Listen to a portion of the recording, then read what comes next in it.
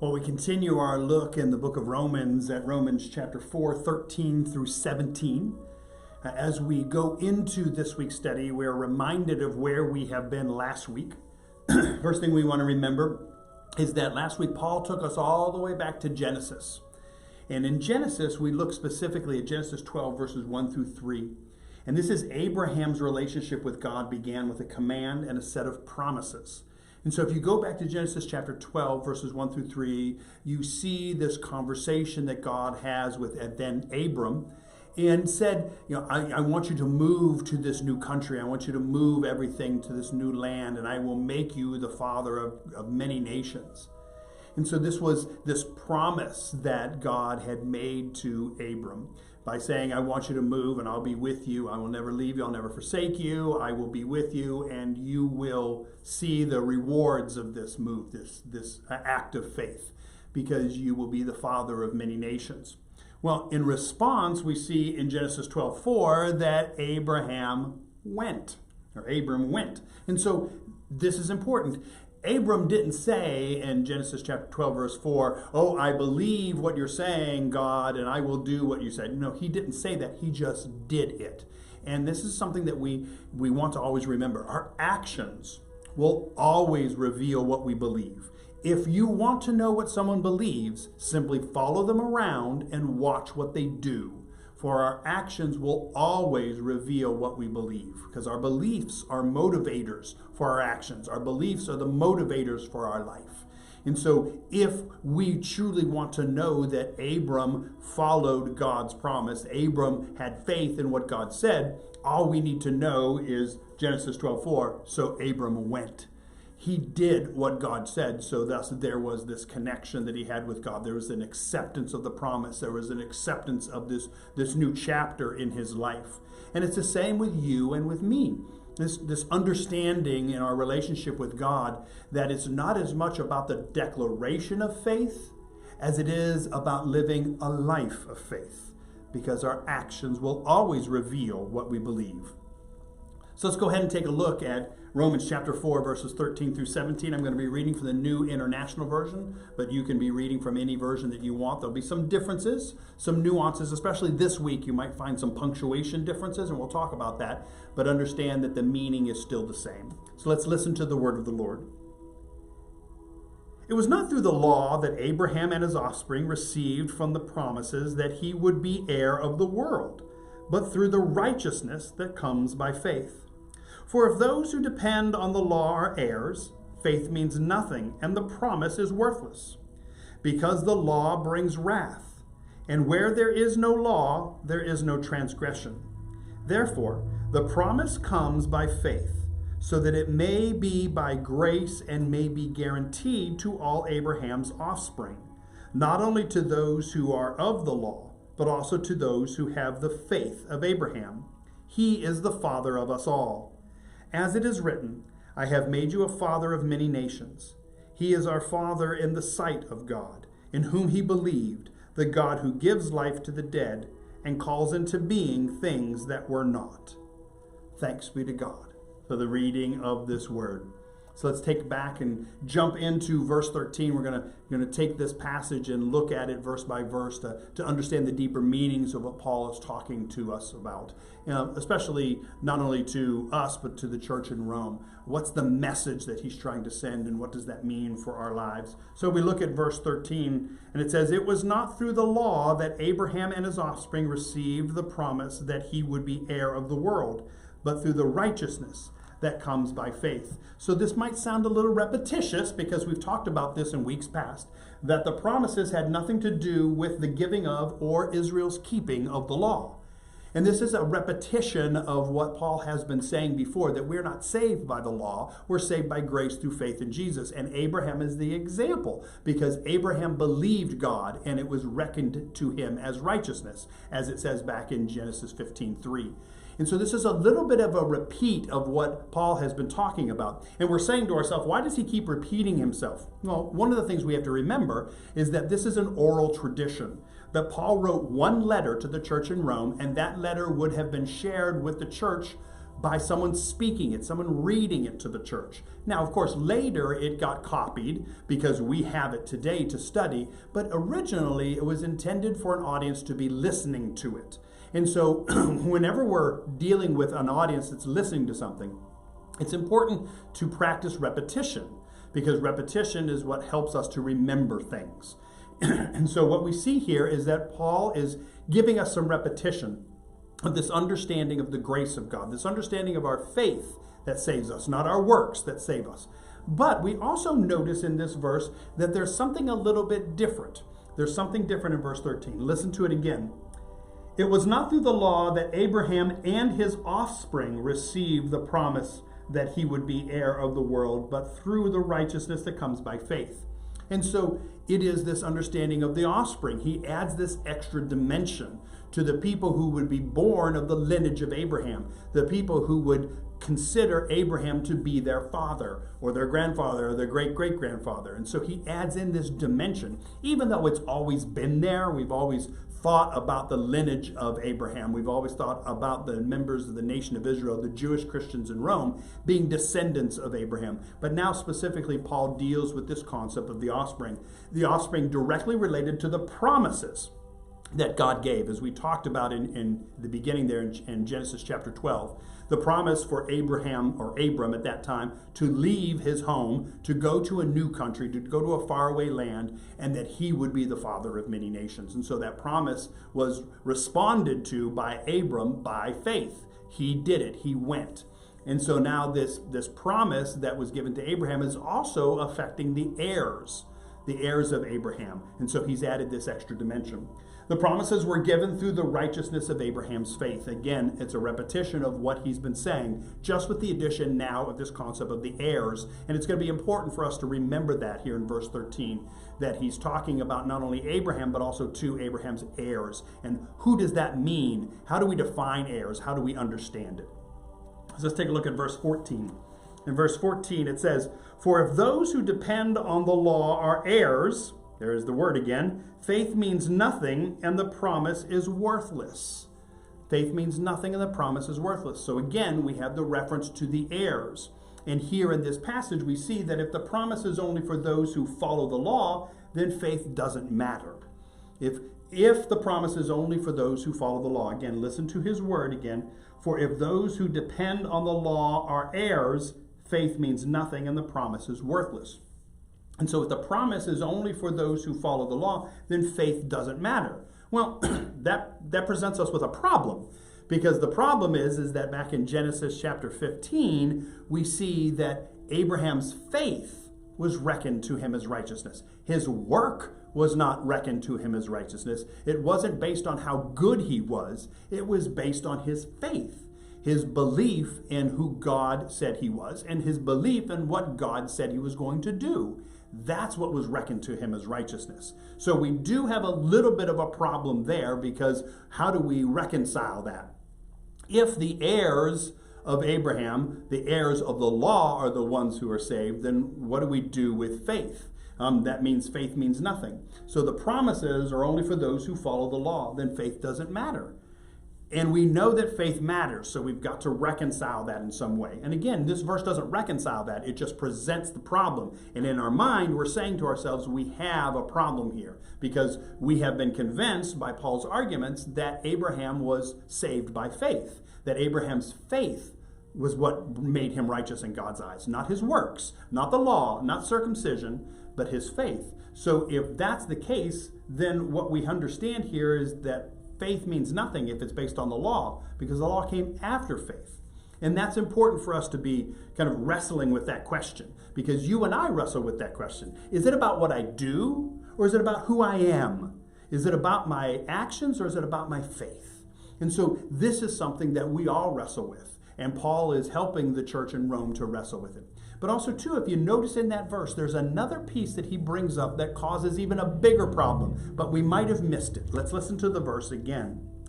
"For if those who depend on the law are heirs," that's what we're talking about, if those who depend on the law, if those who follow the law are heirs of Abraham, "then faith means nothing, Okay, that's what we just talked about. And we understand that faith definitely means something because of everything that we have learned up to this point from Paul's teaching, taking us all the way back to Genesis and where Abraham's faith was reckoned to him as righteousness. So we know we struggle with that. But then he goes on, and the promise is worthless.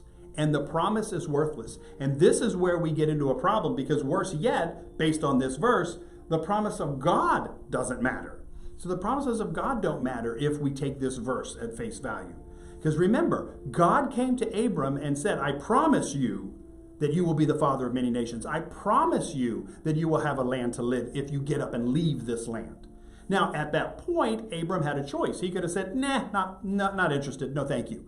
And then God would have found somebody else. But Abram believed and he followed. He went. He followed God's leading. And so when we take a look at this concept of that the promises are only for the heirs of the law, that faith means nothing, that also calls into doubt the promises that God gave before the law was given.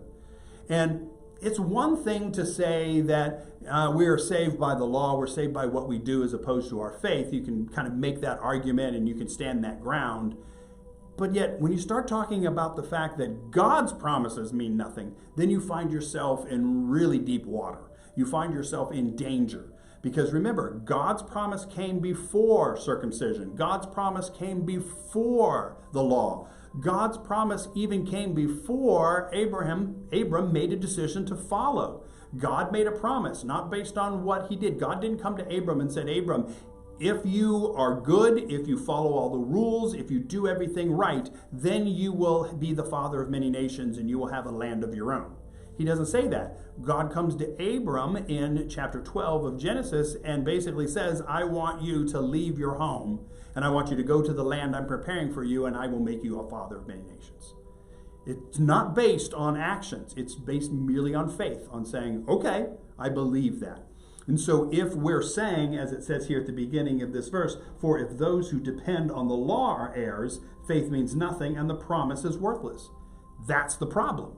Because if we're saying that the promise is worthless, then we're saying that God's promise doesn't matter. It's a very dangerous place for us to be.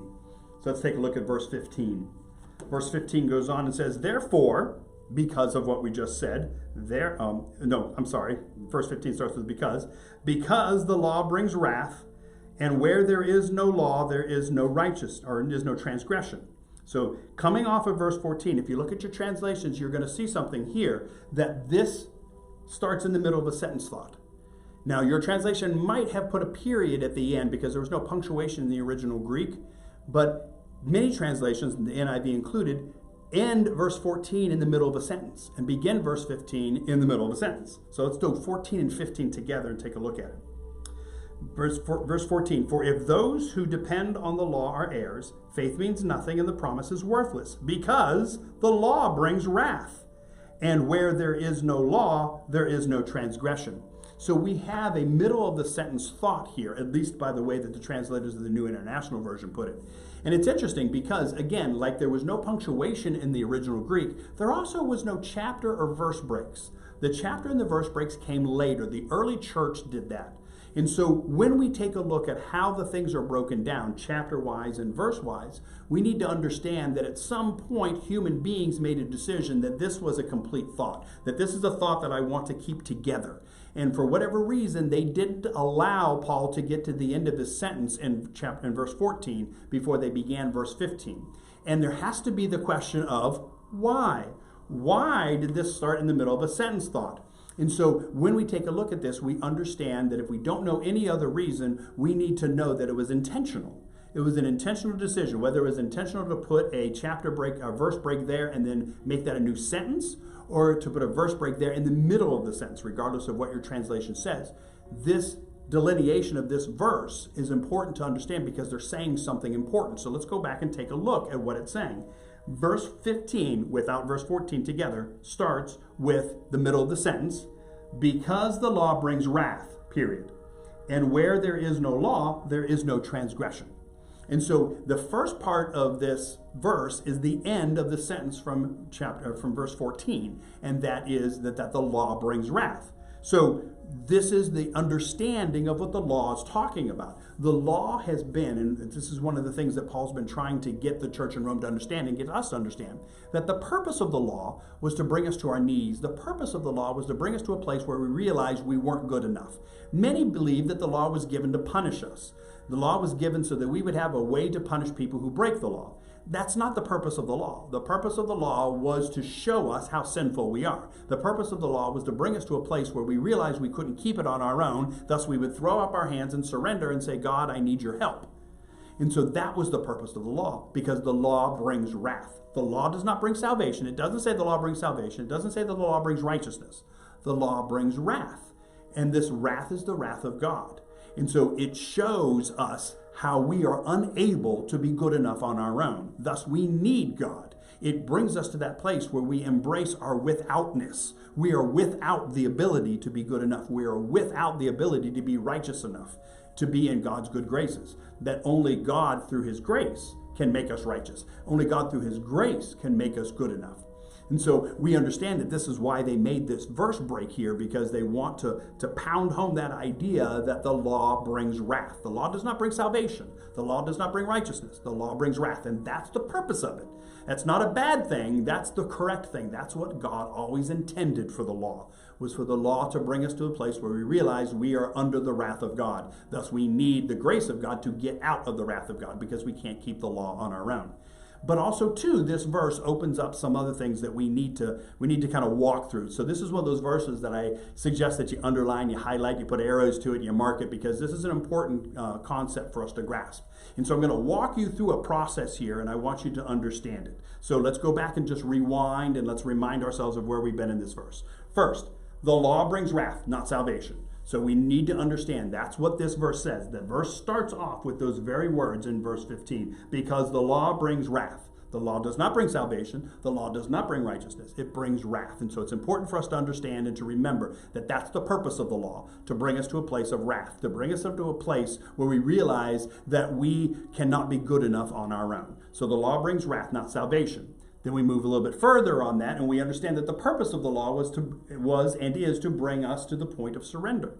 So when we realize that we are under God's wrath and we can't keep the law, then the next way, or the next decision that we are called to make, is then to surrender, is to turn around, how we define repent, to repent and to surrender, saying, I can't do it. I can't keep the law on my own. I can't be good enough.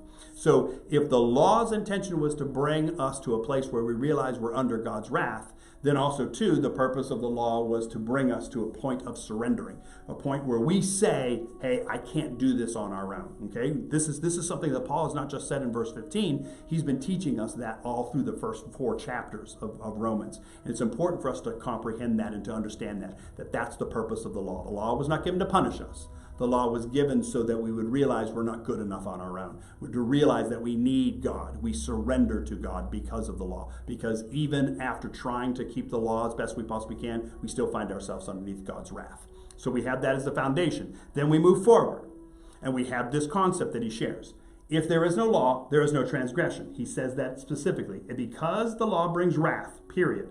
And where there is no law, there is no transgression. And this is important. If there's no law, then you can't break it. There's a road outside of my subdivision that is 30 miles an hour, and it's a 4-lane road with a median strip, and it's hard to go 30 miles an hour on that road. But because I live there and I travel all the time, I always go 30 miles an hour just to spite the people around me, I guess. But I drive 30 miles an hour. And there's a little sadistic pleasure I get when someone blows by me going much faster than 30 miles an hour, and they turn the corner, and there's a policeman waiting there to catch them, and they pull them over, and they get a ticket for speeding. But yet 30 miles an hour is hard, and I understand that. But it's the law. It's the rule. Well, if they take away the 30-mile-an-hour speed limit signs on that road and there's nothing posted, then you can drive any speed that you want, and there's no way a police officer can pull you over and give you a ticket because there's nothing posted. And that's the same way. If there is no law, there is no transgression. If we do not have the ability to see that we can't do it on our own, then we don't have the ability to understand we can't do it on our own, which is our major transgression. that we can't be good enough on our own. If the law's never given, we never come to that realization. If the law's never given, because even with the law given, we still believe deep down that we can do it on our own. We still believe deep down that we're good enough. And so the law was given to us so that our transgressions would be revealed. So if there is no law, there is no transgression. And that's a reality that we understand in our world and we understand in our relationship with God. Are you following me so far? Okay, there's no law, there's no transgression. Let's keep going with this pattern. If there is no transgression, there is no need for grace. If there's no transgression, there's no need for grace. So if there is no law, then there's no transgression. If there's no transgression, then there's no need for me to rely on God's grace, because there would be nothing that no law would be breaking. There would be no sin in my life because there would be nothing to measure it against. So if there is no law, there is no transgression. If there is no transgression, there is no need for grace. Are you with me? Let's go a little bit further. If there is no grace, there is no salvation. If there is no grace, there is no salvation. For the law can only bring wrath. The law cannot bring salvation. The law can only bring wrath. So the purpose of the law was to bring us to a place where we recognize our transgressions. So in the recognition of our transgressions, we can accept the grace of God, and accepting the grace of God, we can have salvation. And that's the trajectory that is so important for us to understand in verse 15 of chapter 4. And that's why I want you to underline it, highlight it, put arrows to it, because it's important for us to embrace this, that the law's purpose was to bring us to a place where we realized our transgressions, so that in understanding and realizing our transgressions, we can turn around and accept the grace of God. And when we accept the grace of God, we can be forgiven. We accept the grace of God, we can be righteous in God's eyes, not because of what we have done, but because of what God has done for us. And so that's very important, and that's why he shares that. And I believe that's why that verse was broken off the way that it was by the early church, because it's so important for us to understand that the law brings wrath. And that opens up the door for an understanding of no law, no transgression, no grace, no salvation. Thus, you got to have the law, so there's transgressions, so the transgressions will bring grace, and the grace will bring salvation. And that's why I believe the early church marked it off like that. So let's take a look at verse 16. Therefore, the promise comes by faith, so that it may be by grace and may be guaranteed to all Abraham's offspring, not only to those who are of the law, but also to those who have the faith of Abraham. He is the father of us all. He is the father of us all. So in this passage, we see that the gift of salvation is guaranteed to all of Abraham's offspring, which leads us to ask the question, well, who is Abraham's offspring?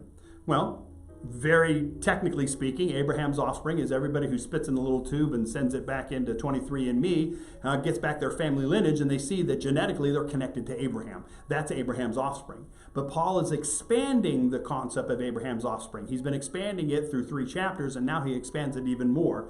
And the way that the translations take a look at this expansion is that they do some punctuation here. So therefore, the promise comes by faith, so that it may be by grace and may be guaranteed to all of Abraham's offspring. Now, in my translation, the NIV, we have a dash. So the dash is bringing us to mind saying, now I'm going to explain to you what I mean by Abraham's offspring. Not only to those who are of the law, meaning the descendants, the blood descendants of Abraham, but also to those who have the faith of Abraham. So that means the Gentile believers who maybe don't have a blood connection to Abraham, they're not a descendant of Abraham, but because of faith, they're connected, because they believe in God just as Abraham believed in God. And so not only by those who are of the law, but also to those who have the faith of Abraham. He is the father of us all. He is the father of us all. And that's so important, that Abraham is the father of the Jewish people, of the nation of Israel, because of bloodline. But Abraham is also the father of us as believers, because of the fact that in Genesis it was proven to us that it was reckoned to Abraham as righteousness because of his faith, not because of his actions. And so he is our father of faith.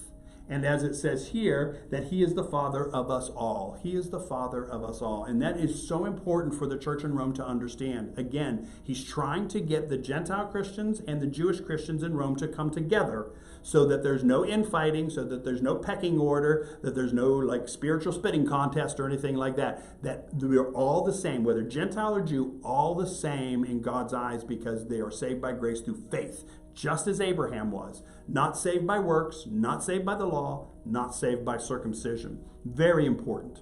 But also, too, when we come to this passage, we also understand that everyone who comes to God by faith is Abraham's offspring. So this is important because it makes you and I, as believers in Jesus, as followers of Jesus Christ, that makes us the offspring of Abraham, that we are in Abraham's lineage. We are in Abraham's family. He is our father by faith. And that's so important because in this world, especially this day and age, we've got to try to find ways to connect with the people in our world as opposed to separate ourselves. And when you think about Abraham being the father of us all through faith, the father of us all through lineage, then that means that we have a connection. We have a commonality with Jewish people. We have a commonality with Muslim people. Because remember, the Muslim faith came out of the line of Ishmael. That was the child of Abraham when Abraham was trying to do God's will his way. And so when we go all the way up to the birth of Ishmael, the Jewish faith, the Christian faith, and the Muslim faith all share the same lineage, all share the same story, all share the same connection. And in this day and age, it's so important for us to understand that we need to try to find those places of connection as opposed to finding the places of separation. The places of separation are easy to find, and that's what Paul's dealing with in the church in Rome. The places of separation between the Gentile Christians and the Jewish Christians in the church in Rome are very easy to find. The place of connection is what he is seeking for them to find. So for them to understand that they are all descendants of Abraham, they are all Abraham's offspring, whether by blood or by faith, because Abraham is the faith father of us all. So important for us to understand today and important for the church in Rome to understand. So let's look at the last verse, verse 17 for today. In verse 17 it says, "As it is written, I have made you a father of many nations. He is our Father in the sight of God, in whom he believed, the God who gives life to the dead and calls into being things that were not." And so it has a reference here, in fact, a quotation of Genesis 17:5.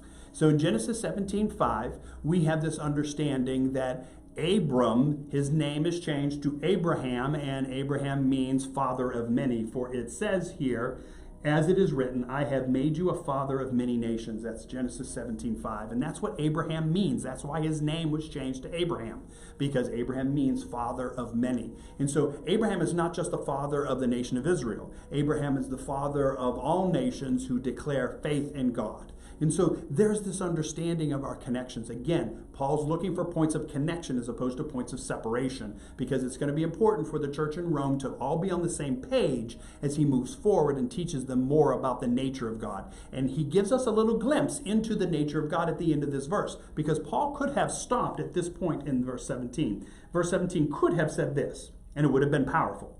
"As it is written, I have made you a father of many nations. He is our Father in the sight of God, in whom he believed." Period. That would have been a very powerful verse, because it would have been summing up what he's been talking about. This understanding of the fact that we are all offspring of Abraham because of faith, not because of bloodline. But he doesn't stop there. In fact, the NIV makes another little dash, which gives us a little indication to saying, okay, now I'm going to share with you some insight about what I'm talking about. He goes on and says this: "The God who gives life to the dead and calls into being things that were not." And so now he's added to the beginning of this, in verse 13 at the beginning, he kind of threw in the heirs, the descendants of Abraham, and we kind of added them to the mix. And we have come to terms with the fact that we are all through faith heirs of Abraham. We are all through faith descendants of Abraham. He's our father through faith. But now at the end, he adds another dimension, because in Romans, Paul's going to spend a great deal of time talking to us about the nature of God and teaching us about the nature of God. And so now he gives us a little introduction. And the first thing that he gives us an introduction to is this concept of that in the nature of God, that God is one who gives life to the dead. And using his example that he's been using of Abraham, we can look back in the Abraham story and we can make a connection to God being the giver of life to the dead as an example of the fact that Abraham was 100 and Sarah was 90 when their son Isaac was born.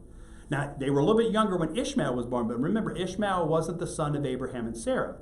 Ishmael was the son of Abraham and Sarah's handmaiden. So Abraham and Sarah had Isaac, and Abraham was 100 and Sarah was 90. And so a 100-year-old man and a 90-year-old woman are not supposed to get pregnant. In fact, can you imagine being 100 years old and 90 years old and dealing with a toddler? Now, I'm 54 and I have a hard time thinking about dealing with a toddler. I could not imagine being 100 and having to deal with a toddler. So this is not where life was supposed to come from. But again, we're dealing with the nature of God. And the nature of God, one of the aspects of the nature of God that Paul's sharing is that God is able to give life to the dead. And so this example that we've been using, Abraham and Sarah, we look at it and say Abraham was 100, Sarah was 90 when Isaac was born. He gave life to the dead. But also, too, we can expand that understanding of the nature of God and life, like giving life to the dead, and we can bring it to a story that we just went through, and that's the story of Easter. And giving life to the dead, of course, refers to the resurrection of Jesus. That Jesus died on the cross, and then the third day he rose again from the dead. So this is the ability, the nature of God, that God's nature is to bring life to the dead. God's nature is to bring life to a place where there wasn't life before, where you and I might see death, where you and I might see decay, where you and I might see destruction. God sees the ability for life to be born, and God can bring life into that situation because that's a part of his nature. But he doesn't even stop there. He goes on and says, the God who gives life to the dead, and you have that in your translations, and calls into being things that were not. Calls into being things that were not. So again, using the story of Abraham as we've been doing, following Paul's lead, calls into being gives a reference to the nations that would come from Abraham and Sarah. When you think about the concept of Abraham being the faith father of the Jews, the Muslims, and the Christians, then you can include many nations coming out of Abraham. And so the nations that would come from Abraham and Sarah are things that weren't in existence before, but then God called them into being. Because Abraham and Sarah, by faith, had Isaac, that means that many nations were born out of that, and it came out of death. It came out of nothing. And so a 100-year-old man and a 90-year-old woman gave birth to a son, and that son would be the beginning of many nations. And so this is an example using Paul's lead of what it means to be calls into being. But also, too, we can expand it as we did with gives life to the dead. We can look at God's creation of the universe. And when you think about the story in Genesis, that God said, let there be light, and there was light. Yes, exactly, there was light. And so God created something when there was nothing. Now, you and I struggle with that. Now, we are good at creating things, but we always create things with what we have. We create things using the resources that we've been given. God can create out of nothing. We have dreams to build companies and to start families and to do programs and ministries or whatever the case may be. And we can do that. We can create something that didn't exist before, but what we used to create that thing that didn't exist before already existed. And so we are using the stuff that we already have in order to make something new. God is able to take nothing and create something. And that's the understanding of God's creation of the universe, that in the moment, there was nothing and then there was something because God created it. And that's important for us to understand, those two natures of God that he shares with us at the end. And it's a little bit of a glimpse into where Paul's going to be taking us. Now, he's not left the whole understanding of the fact that we are saved by grace through faith in Jesus. Now, he's not leaving that, but he's going to start slowly adding on things to that. There's going to be some repetition, but he's going to add more things onto it because he's going to give us a steady diet of what does that mean for our life? How do we understand the nature of God based on that belief and based on that understanding? And so as we move forward in Romans, he's going to give us more and more and more. But for today, that's enough. That's enough for us to chew on. So I pray that there's been a blessing here for you. As I've said before, please share this Bible study with somebody else if you have found a blessing in it. You probably know somebody that will be blessed by this word if you have been blessed by this word. And so until we meet again, I pray that you stay safe. I pray that you stay sane. Have a great day.